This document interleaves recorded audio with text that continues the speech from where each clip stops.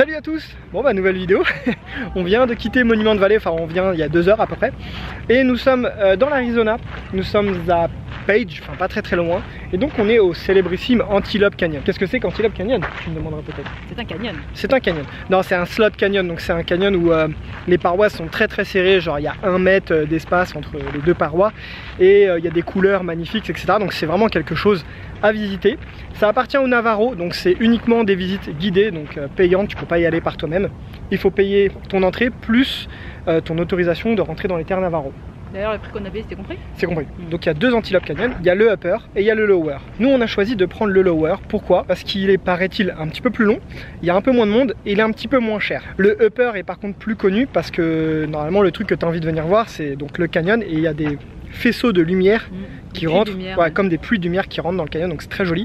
Sauf qu'on n'est pas à la bonne période de l'année et là il est 14 h, donc on n'est même pas à la bonne heure en fait, parce que c'est plutôt entre 10 h et 13 h. Et nous on préférait faire le lower. On est arrivé complètement à l'arrache, il n'y a pas besoin de réserver pour le lower à première vue. Tu peux, mais il n'y a pas spécialement besoin. Elle nous a laissé choisir donc l'heure à laquelle on voulait passer. On a essayé de prendre un horaire pas trop tard pour avoir une bonne luminosité, mais en même temps un groupe où il n'y a pas trop de monde. Là il y a à peu près 30 personnes dans le groupe d'avant nous et le groupe qu'on a choisi on sera à 16 pour l'instant, donc selon s'il y a des gens qui arrivent entre temps. Voilà, ça nous a coûté 110 $. À 2, ouais. À 2. Ce qui fait à peu près 90 € en tout, donc c'est un petit budget, mais bon, je pense que c'est vraiment quelque chose à faire.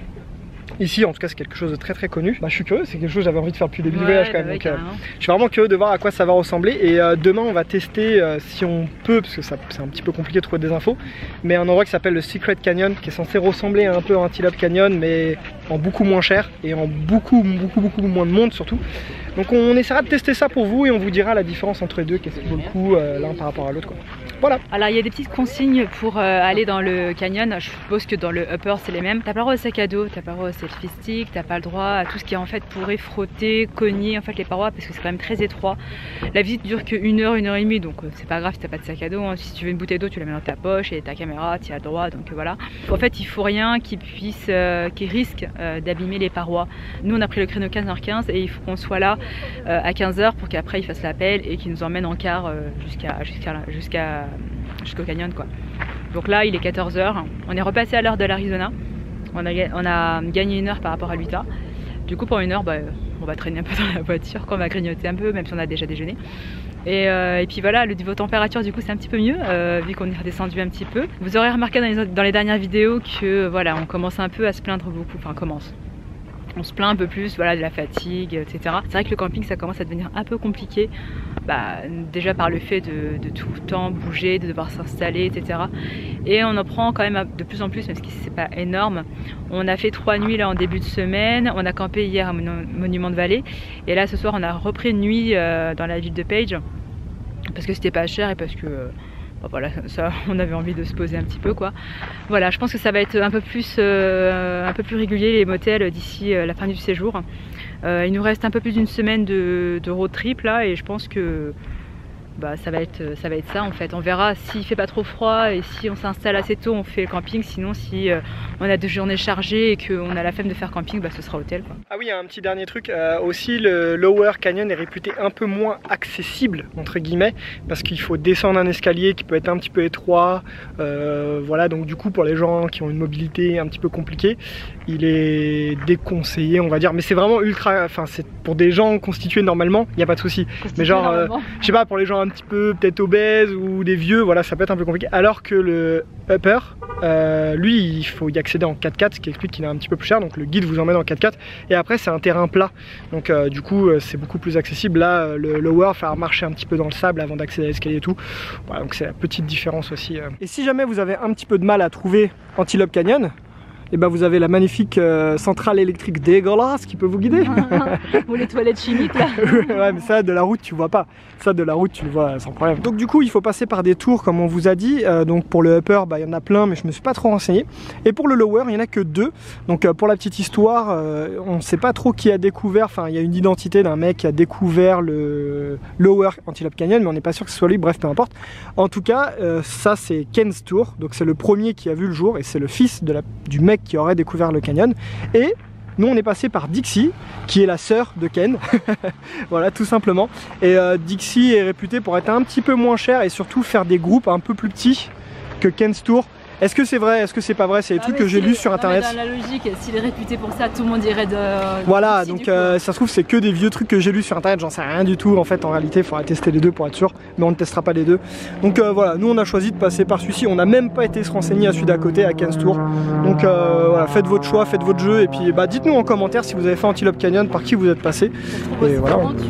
Si ça se trouve, on s'est fait grave entuber bien sec comme il faut, mais c'est pas grave. En fait, j'ai dit n'importe quoi. Le tour, il est à pied, il est pas du tout en car. Je sais pas pourquoi je dis ça. J'ai vu plein de cartes bouger, mais nous c'est à pied et voilà. Tu pensais qu'on rentrait en car dans le canyon? Non mais qu'est-ce que tu racontes là? Écoute, je sais pas, j'ai dit n'importe quoi.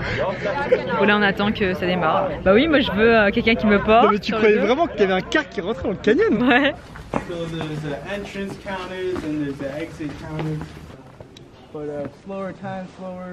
Ça y est, on est dans le canyon. On a un guide qui s'appelle Chavez, il est super cool. Normalement on n'a pas le droit de filmer, donc je vais essayer de filmer en cachette. C'est pas genre je prends des photos et tout. On est descendu plusieurs escaliers qui sont très très élevés, des échelles quoi. Et c'est fou. Hein. Je vous raconterai un peu plus de détails quand on sortira, parce que là je sais profiter et de filmer un peu.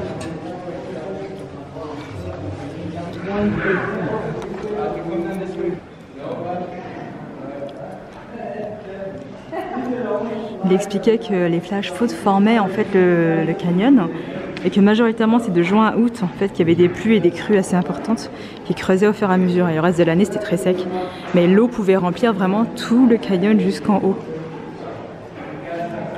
La dernière fois qu'il y a eu un flash flood très important, c'était il y a 6 ans. Alors ça c'est censé être la tête de lion. Alors en bas c'est censé être la femelle et en haut le mâle, le yin et le yang. Ça va, on a de la chance, il n'y a vraiment pas beaucoup de monde dans notre groupe, on est quoi, même pas 10 et derrière nous ils sont quoi, 8. On n'est vraiment pas beaucoup. Donc voilà le genre d'escalier qu'on prend pour descendre et monter du canyon. Donc vous voyez c'est assez pentu. Bon, attention de ne pas se prendre la pierre dans la tête là, vraiment petit. Ouais, je sais pas si on se rend compte à quel point c'est pas large. Hein. Ouais, super beau.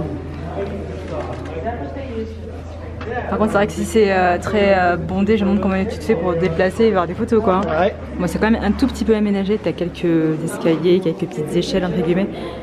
Sinon, majoritairement, on marche dans le sable. Hein. Avec la lumière, ça fait des super belles images. Alors là, on voit un pirate. Donc là, il y a le chapeau, l'œil, le nez, la bouche. Ouais, pourquoi pas. Il est assez long le canyon quand même. Hein. Alors, le guide propose ici de nous prendre en photo, c'est cool. Ça va faire une demi-heure qu'on est dans le canyon. On a fait que 25% du canyon. Donc du coup, le tour au final, il est plus long que prévu. Après, on a le temps de prendre notre temps, entre guillemets. Parce que y a personne, on a le temps de prendre des photos, etc. Et ça c'est vraiment cool. Et même si peut-être l'été c'est plus joli, t'as des meilleurs faisceaux de lumière, au final là on est en automne, il fait moins chaud, il y a beaucoup moins de monde. Alors le guide explique que régulièrement il y a des animaux qui tombent dans le canyon parce qu'il est tellement étroit qu'en fait ils voient pas et ils tombent en fait. Du coup le matin ils doivent venir checker s'il y a des animaux qui sont pas morts avant d'aller envoyer les touristes. C'est drôle parce que franchement voilà c'est un goldfish, c'est un poisson là. Et il nous a montré aussi un truc en forme de cœur. Il y a la photo du requin, la glace. Bon c'est mignon quoi, ça rajoute une petite touche comme tous les parcs genre si tu veux l'imaginer. Hein. Quoi? Toi tu montes là? C'est le car. Ah oui, bon, on voit pas très bien. Mais voilà, c'est drôle, on s'imagine toujours des trucs. Donc ça c'est le logo de l'agence de tourisme. Ça ressemble à une tête de femme avec des cheveux dans le vent. Sympa. Les photos ça y va, hein. Allez Instagram à gogo. En même temps c'est magnifique, c'est vraiment magnifique. Le guide est vraiment bon en plus. Bon, je pense que l'horaire où on est vu c'est vraiment le plus tard qu'il faut aller parce que là il commence vraiment à faire sombre. À la caméra on voit bien mais en vrai c'est vraiment sombre.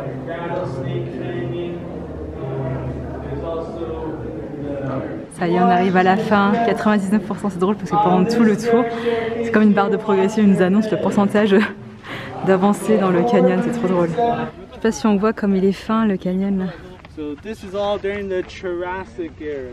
Les empreintes des dinosaures. Celui-là il se voit bien. Ouais. Celui-ci. Ouais. Et voilà, c'est fini. C'est fini. Bah écoutez, c'était vachement bien. Je trouvais ça très bien aussi. Ça a duré 1h20. Ouais, quelque chose comme ça. Ouais. Comme je vous disais, quand on était dans le canyon, on pouvait vraiment prendre le temps de prendre des photos. C'est vraiment beau. Je trouve que ça vaut le prix. Oui, ça vaut le prix. Le fait d'avoir un guide et tout. Et au-delà des informations qu'il donne uniquement sur le canyon, il donne aussi des informations sur la communauté Navajo, etc. Je sais pas si vous étiez au courant, mais les Navajo, donc c'est la plus grosse communauté native américaine des États-Unis. Et principalement, ils sont basés ici sur l'Arizona. Ils ont leur propre président, ils ont leur propre gouvernement du coup. Ils ont leur propre numéro de sécurité sociale. Enfin, c'est un truc de fou, quoi. C'est vraiment tout un mini pays, quoi. Et du coup, on en sait pourquoi ça s'appelle Antelope Canyon. Alors, l'histoire, ça n'a rien à voir avec les antilopes. C'est qu'il y avait des travailleurs à l'époque. Ils faisaient le barrage du lac Powell. Voilà, ils faisaient le barrage du lac Powell et ils ont cru voir des animaux près du Navajo Canyon pensant que c'était des antilopes. Sauf qu'en fait c'était pas des antilopes. Et en fait ils en ont parlé à tout le monde. Eh, j'ai vu des antilopes, j'ai vu des antilopes. Donc le mot est resté, le nom est resté. C'est pour ça que ça s'appelle comme ça. Sauf que ça n'a rien à voir avec les antilopes. Il n'y a pas d'antilopes ici. Non, donc c'était quoi du coup comme animal? Il a dit le nom en anglais, mais je pense. Ouais, mais bon, ça ressemblait. Mais ça ressemble à des antilopes. Mais ça n'a rien à voir avec les antilopes. Donc voilà, la petite anecdote. Du coup, Antelope Canyon, franchement, ça vaut carrément le coup. Le fait que, bon, le prix, voilà, faut l'accepter, c'est comme ça. Le nombre de personnes, ils ont beaucoup diminué. Il nous a dit qu'avant, ils faisaient descendre 200 à 300 personnes toutes les 15 minutes. Ouais. Maintenant, ils sont limités à 100 personnes toutes les 15 minutes. Donc du coup, ça fait des groupes de 10 personnes à peu près. Donc c'est plutôt tranquille. Ouais. On se sent pas pressé. Le guide nous aide à prendre des photos. Franchement, j'ai trouvé que ça s'est bien passé. Ouais. Parce que du coup, quand tu t'inscris sur des plages horaires, nous on s'est inscrit à 3h15, il y avait 16 personnes inscrites, donc on pensait que dans nos groupes c'était 16 personnes. Mais en fait non, c'est 16 personnes sur l'heure. La plage, voilà. La plage horaire, donc ça va. Ouais, et du coup le seul peut-être petit regret que nous on peut avoir c'est l'horaire. Je pense que c'est un petit peu tard vu qu'on est en hiver, donc on manquait un chouille de luminosité. Donc effectivement vaut mieux y aller le matin je pense, mais ça n'empêche pas que c'était vraiment magnifique. Moi je pense que ça vaut le coup. Ouais, carrément, complètement. Après tu fais un choix, soit tu vas le matin pour avoir une meilleure luminosité mais il y a plus de monde. Ah c'est ce qu'il disait, ouais, il y a plus de monde. Soit tu vas vraiment à partir de midi jusqu'à maintenant, là, enfin tout à l'heure 15h et t'as moins de monde. Par contre maintenant voilà, ça c'est notre expérience. Fin octobre, on est le 25 octobre, je pense que si tu vas en juillet c'est pas du tout la même, ça doit être blindé de monde et voilà c'est comme ça. Bon, on a quand même kiffé. Mais en tout cas ça enlève rien à la beauté du lieu, c'est vraiment superbe. On a demandé des infos sur les autres canyons du même style comme Secret Canyon. Le mec m'a filé un fascicule carrément, donc super gentil. Donc on va se renseigner, on va voir si on peut pas essayer de faire ça demain parce que tout a été un peu privatisé.